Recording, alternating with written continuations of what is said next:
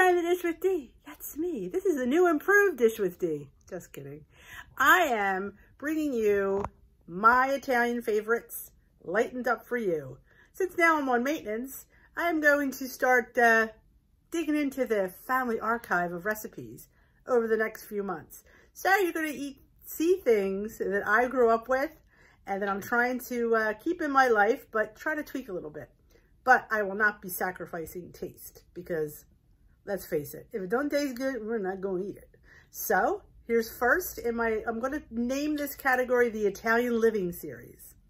That sounds fun. So today we're going to start with a fennel salad made with, you call it anise fennel. It's just a fresh fennel.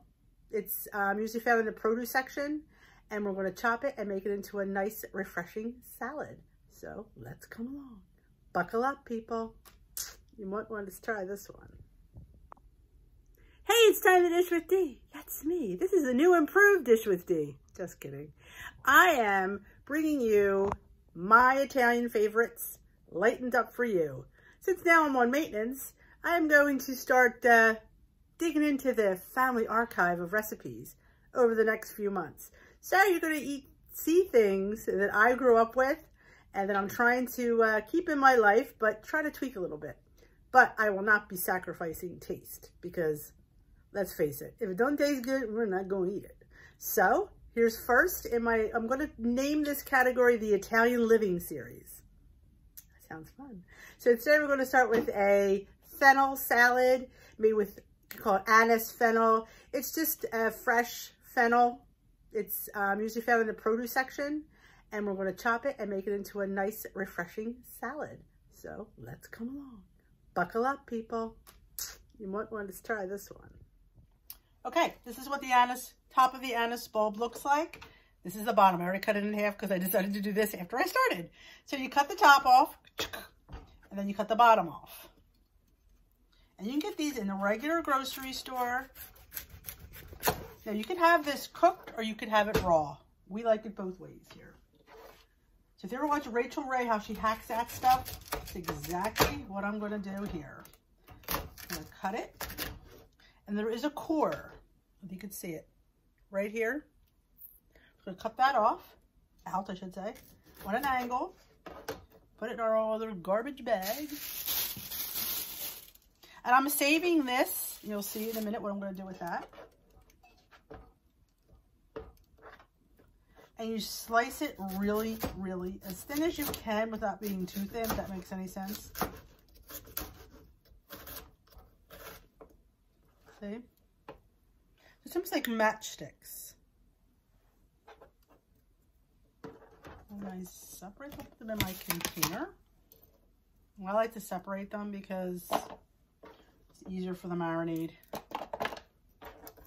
And this marinade is simple, and if you like, this tastes like black licorice. If you're a big licorice fan, you should love anise. And when you cook anise, or fennel, however you want to call it, it gets much, much more milder. I cook it with a pork roast. You could grill it.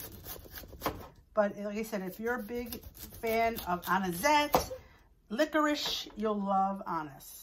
Anise. What do you call it? Anise. Anise. Fennel is the name if you go into the store. It's a fennel bulb.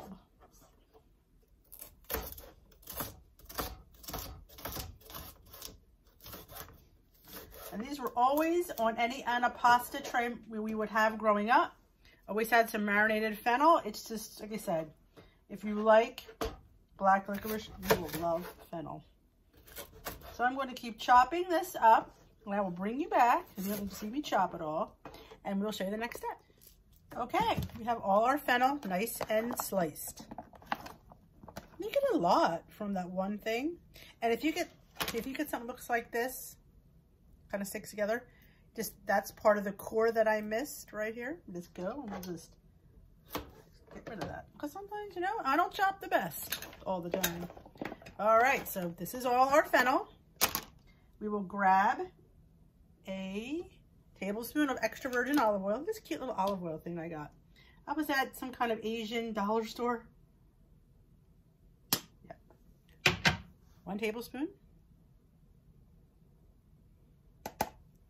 Now, I like to use this salt. It is a smoked chili sea salt. I'm just into weird stuff like that. And you give it as much or as little as you like. This gives it a really nice flavor and a little bit of kick. We're gonna give a little bit more kick because we like kick in this house. And some black pepper. I highly recommend getting black pepper that you grind. You get much better flavor, because I personally don't think the black pepper that's already ground has any flavor at all. That's just my opinion. I really don't think it has much flavor. And we're gonna put a little bit of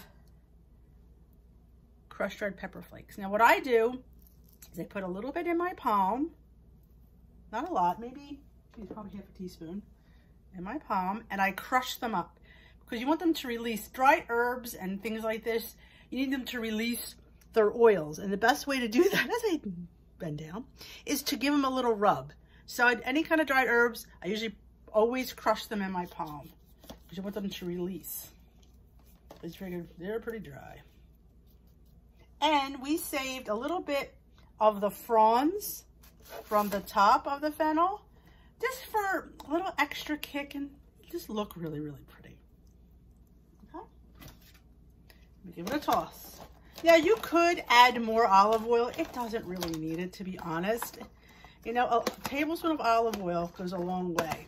And what I always do is I definitely toss this throughout. You know, it needs to sit and marry for at least an hour to 2 hours to absorb the salt and the pepper and the hot pepper flakes and the olive oil.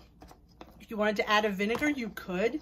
We really don't think it needs it. It's just, this is just it. And this goes on our antipasta tray. And it's, oh yeah, there's nothing like fresh fennel, anise, whatever you want to call it. See, there is plenty of oil on here. Give me a look. There's plenty. You just need a coating. It's all you really need. And that is it. That's it. That's the Italian fennel salad.